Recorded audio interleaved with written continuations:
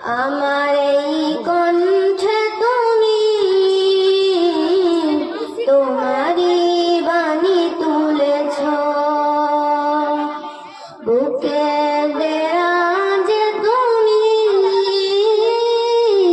কোরআনের স্থান দিয়েছ। এত ভালোবাসো কেন মালিক আমায়, কি করে শুকুর তার করি আদায়।